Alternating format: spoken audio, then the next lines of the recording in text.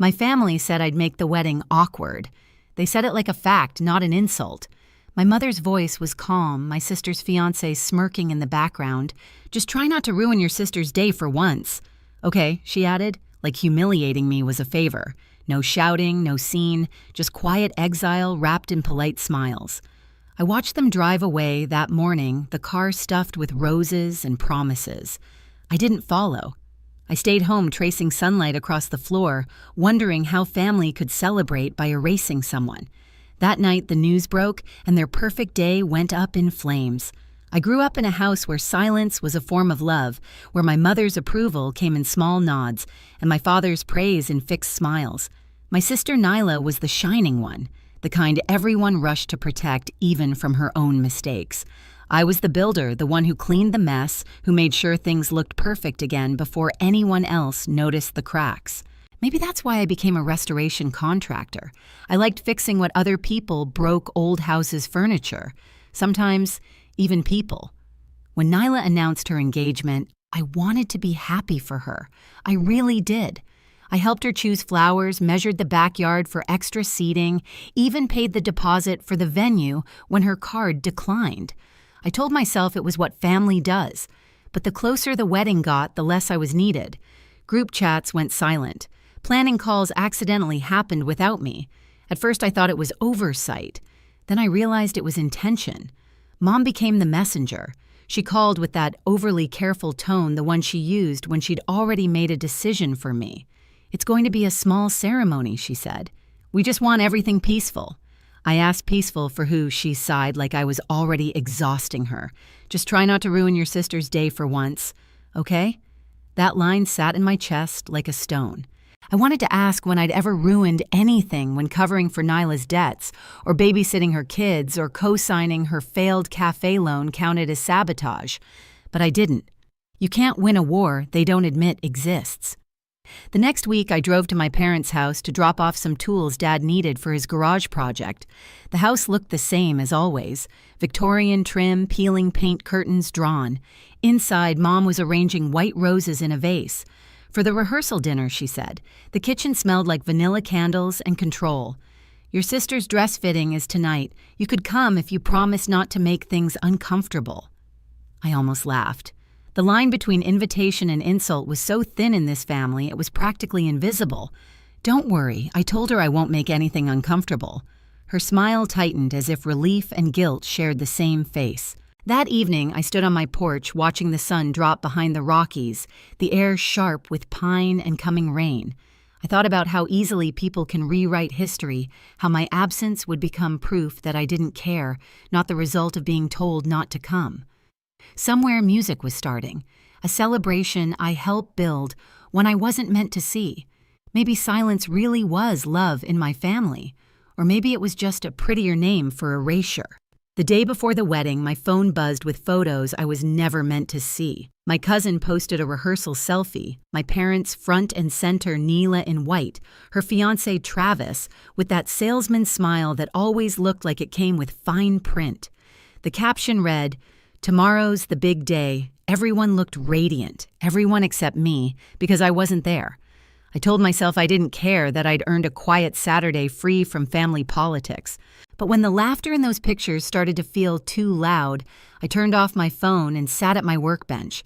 The Buchanan Project, a century-old farmhouse I'd been restoring, was waiting for me. I ran my hands along the smooth grain of the newel post I'd repaired.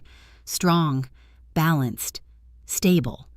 Everything my family wasn't. By afternoon, a storm rolled in over Denver. The sky bruised gray thunder pressing against the windows. I made tea, not wine this time, and tried to convince myself that staying home was the right choice. No scenes, no whispers, no giving them more ammunition to paint me as difficult. Still, the quiet felt strange, like holding your breath for too long.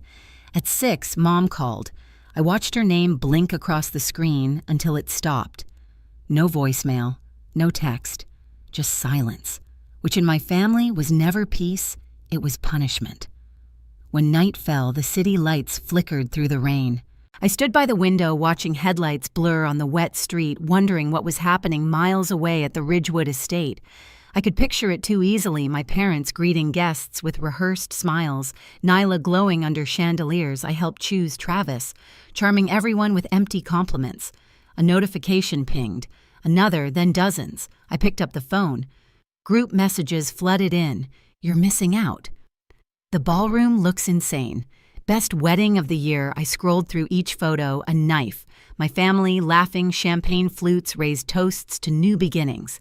Then one message cut through the noise. A direct text from Mom. Hope, you understand why we thought it best this way. We love you. No period, no heart emoji, just a statement clean and final. I set the phone down and stared at it. The rain outside thickened into a steady downpour. Water streaked the glass like the house itself was weeping. I whispered, so I didn't go. And for the first time in my life, I didn't feel guilty for choosing myself. Still, guilt has a way of sneaking in through the quiet. By 10, I'd paced half the house, checking the locks, tidying tools that didn't need tidying. Every sound made me jump.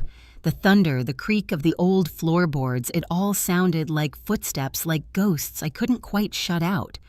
I sat on the floor beside my half-packed toolbox, the smell of varnish still clinging to my hands. If I showed up at the wedding, what would happen? Would they glare? Would Nyla cry? Would Travis grin and call me dramatic? I pictured myself standing outside the ballroom doors, invisible, but still somehow in the way. No, I wasn't going. Not this time. I'd spent my whole life fixing what they broke, covering their mistakes, cleaning their messes, pretending we were fine. But families like mine don't want peace. They want obedience dressed as forgiveness. I closed my eyes and listened to the storm clawing at the roofs. Somewhere inside that noise was freedom, the kind that comes only after you've stopped asking to be invited. Down the street, a transformer blew, plunging the block into darkness. My reflection vanished from the window, and for a moment it was just me and the sound of rain steady and relentless. I thought, maybe this is what starting over sounds like. But peace never lasts long in my family, because a few hours later, when the lights came back, so did the world, and it was on fire. That night, the storm finally broke. Lightning flashed through my windows, white and violent, splitting the sky in half. I was lying on the couch, the television humming low in the background, some home restoration rerun I wasn't really watching. I told myself I didn't care what was happening at the Ridgewood estate. I'd done the right thing. Staying away was strength. Then my phone began to buzz, once, twice, then nonstop. I ignored it at first. Probably more photos. More proof of what I wasn't part of. But the vibrations didn't stop, they multiplied. Calls, texts, notifications from people I hadn't heard from in years. I grabbed the phone. The screen glowed with chaos. Are you seeing this? Oh my God, turn on channel 9. Rose, it's your sister. Something happened. My stomach dropped. I switched the TV to local news. The footage was shaky, taken by a guest's phone. The caption read, "Breaking news, violence erupts at Ridgewood wedding." For a second, I thought it was some mistake. Then I saw her. Nyla, my sister, in her white satin gown, makeup-streaked hair unraveling. She was screaming. Across from her stood Travis, the man who'd been all charm and easy smiles, now red-faced and furious. He shouted something, the words lost under the roar of the crowd. Then he raised his hand. The slap cracked through the speakers, so loud I flinched. Gasps echoed in the ballroom. The camera jolted. Someone screamed. Then the feed cut out. I sat frozen, my wine glass trembling in my hand. The rain hammered the roof like applause from another world. My phone lit up again, Mom calling. I didn't answer. The call went to voicemail, then another, then another. I stared at the missed call counter climbing higher, each one a small, desperate apology. Finally, I played one. Her voice came through thin and trembling. "Rose, please, your sister's hurt. She needs you. We're at the hospital. Please come." I pressed the phone to my chest, breathing shallow. For years, that was my role, to rush in when things fell apart, to clean, to fix, to forgive. But something in me shifted that night. They'd told me I would ruin the wedding. Turns out they didn't need my help. I turned the TV volume down. The anchor's voice was still talking about alleged assault and charges pending, but it all sounded distant, like static. I walked to the window. Outside, the rain had stopped. The street glistened under the streetlights, quiet and washed clean. I could have grabbed my keys, driven to that hospital, held Nyla's hand like I always did. I could have been the dependable one again. But what would it change? I hadn't been invited to her joy. Why should I be summoned to her wreckage? My reflection stared back at me in the glass, tired, pale, unflinching. "Not this time," I whispered. The phone buzzed again. Another call. Another chance to fall back into the role they'd written for me. I silenced it and set it face down on the table. The house was quiet again, only the clock ticking. Somewhere, sirens wailed in the distance. And for the first time in years, I didn't feel guilty. I felt free. The morning after the wedding, sunlight felt wrong, too bright, too normal for what had happened. I woke to another avalanche of messages, headlines, and 100 different versions of the same video. It was everywhere now on TV online, even replaying muted on a cafe screen when I went to grab coffee.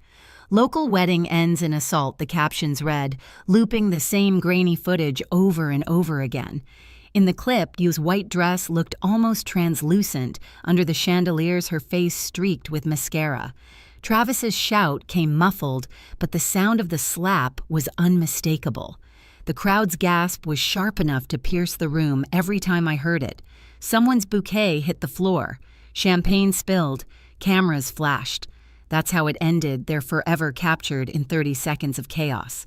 By noon, the story had spread beyond Denver. Every outlet recycled the same details: prominent engineer assaults bride during Ridgewood Estate wedding. A few tabloids mentioned family tensions.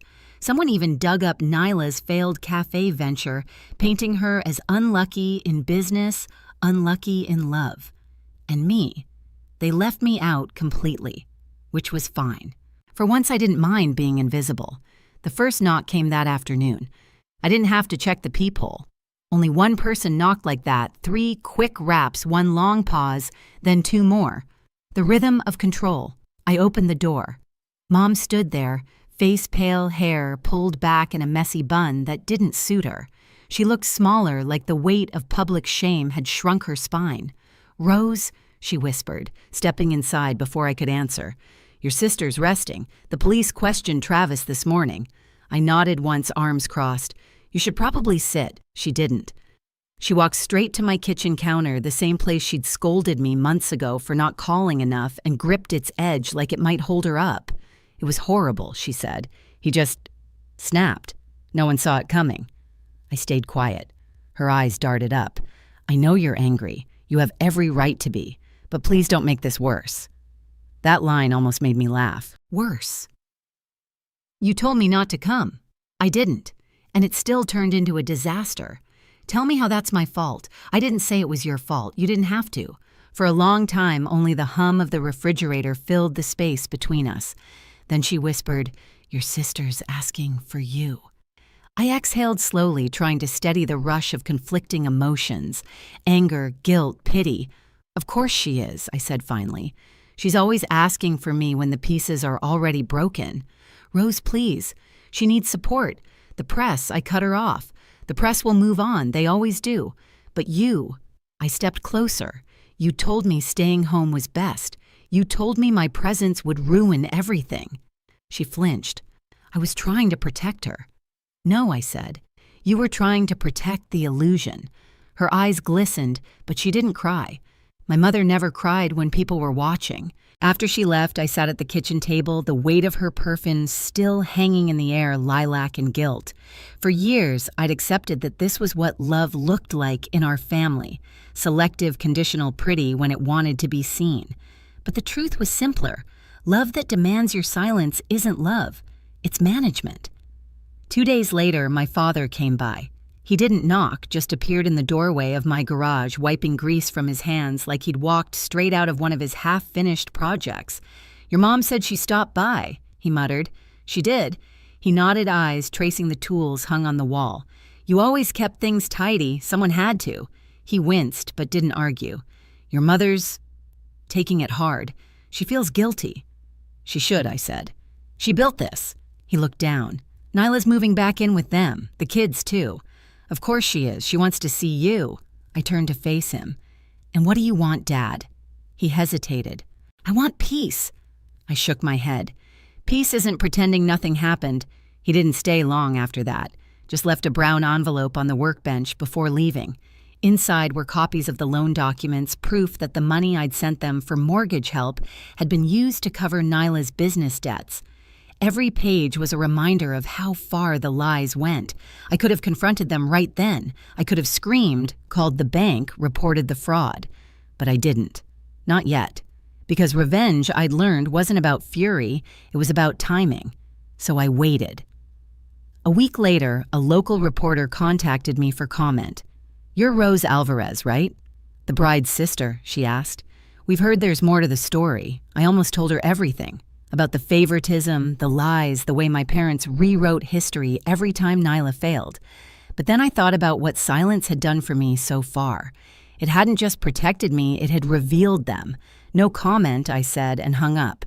That night, I drove past my parents' house. Reporters still hovered on the sidewalk cameras trained on the porch light. Through the curtains, I saw Mom pacing phone pressed to her ear. Dad sat at the table, shoulders heavy. Nyla's silhouette moved upstairs slow and uncertain. I didn't stop. I just kept driving. The next morning, I mailed the bank copies of the documents. Not anonymously, not with malice, just truth delivered where it belonged. I didn't need to watch the fallout.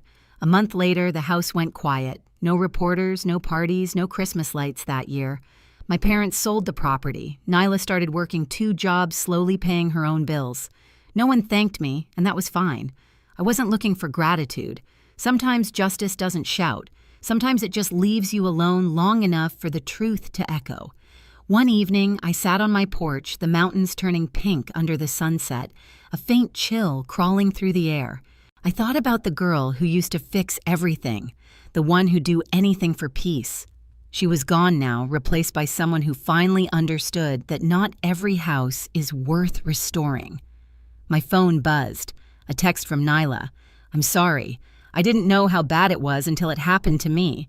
I typed back, "Then don't repeat it. No lecture. No pity. Just a line drawn clean in the sand." When I set the phone down, the sky was deep blue and still. Somewhere behind those mountains, the Ridgewood estate stood empty. Flowers wilted lights off ghosts left to themselves. Their perfect day had burned down. And for once, I wasn't the one holding the match. Months passed and the chaos faded like smoke after a fire. The scandal had settled into silence. New headlines replaced the old and the world stopped caring.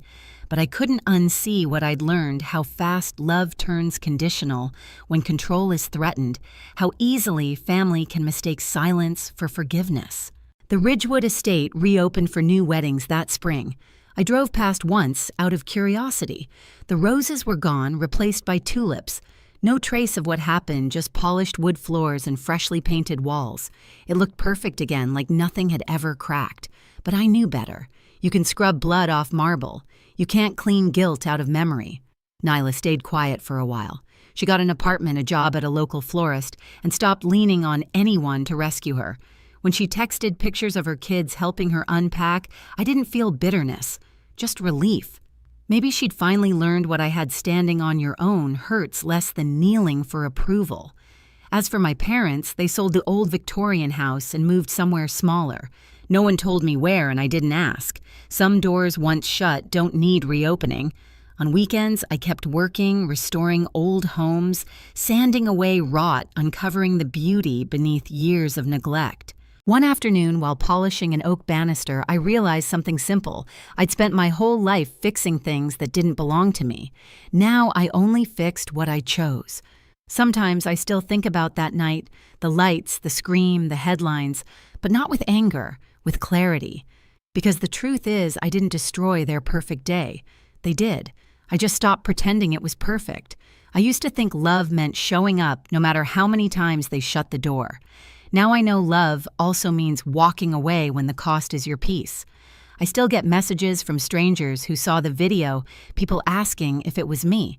I tell them the truth. It was all of us at some point loving the wrong people too long.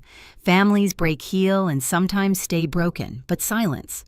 It's not weakness, it's freedom. If this story hit something in you, tell me where you're listening from and hit subscribe. You're not alone in this.